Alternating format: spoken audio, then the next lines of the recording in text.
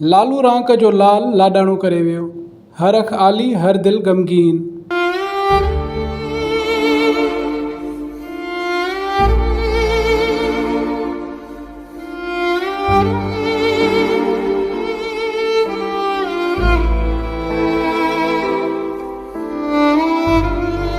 कंबर शदादकोट ज़िले जे तारीख़ी शहर लालू रांक जी हर दिल अज़ीज़ शख़्सियत ग़रीबन मिसकीनन जो हॾॾोखी किरदार सेठ अल्लाह रखे ख़ासि खेलीअ जी साह जी तंद दिल जे दौरे सबबि टुटी पई।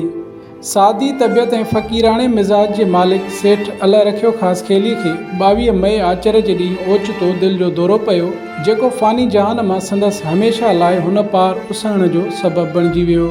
सेठ अल्लाह रखियो ख़ासि खेलीअ जे लाडाणी जी ख़बर इलाइक़े में झंग जे बाहिजियां पखिड़िजी वई, जंहिं बाद वॾे अंग में माण्हुनि तॾे ते पहुची ॾुख ऐं अफ़सोस जो इज़हार कयो। मरहूम सेठ अल्लाह रखियो ख़ासि खेलीअ जी जनाज़े निमाज़ ईदगाह ग्राउंड ते अदा कई वई, जंहिं में मुख़्तलिफ़ सियासी समाजी तंज़ीमुनि जे अॻुवाणनि, दुकानदारनि, वापारियुनि, सहाफ़ियुनि ऐं शहरियुनि वॾे अंग में शिरकत कई। जनाज़े निमाज़ बाद मरहूम जो मढ़ सवें आलिन अखियुनि सां मिटीअ मां हवाले कयो वियो। होॾां सेठ अल्लाह रखियो ख़ासि खेलीअ जे पोहींअरनि सां उज़ुर ख़्वाही जो सिलसिलो हलंदड़ आहे।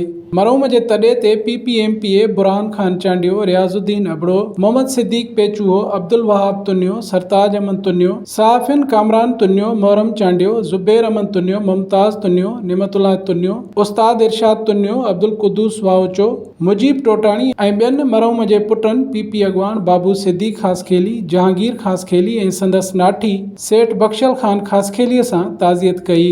तॾे ते आयलनि जो चवणु हुयो त मरहूम सेठ अल्लाह रखियो ख़ासि खेली ग़रीबनि मिसकीननि जो हमदर्द हुयो। हू ज़रूरतमंदनि जी हमेशह मदद कंदो हो। संदसि विछोड़े सबबि हिकु न भरिजण जोॻो ख़ाल पैदा थियो आहे। संदन वधीक चवणु हो त लालू रांक जे अवाम लाइ सेठ अल्लाह रखियो ख़ासि खेलीअ जूं लाज़वाल ख़िदमतूं हमेशह यादि रखियूं वेंदियूं।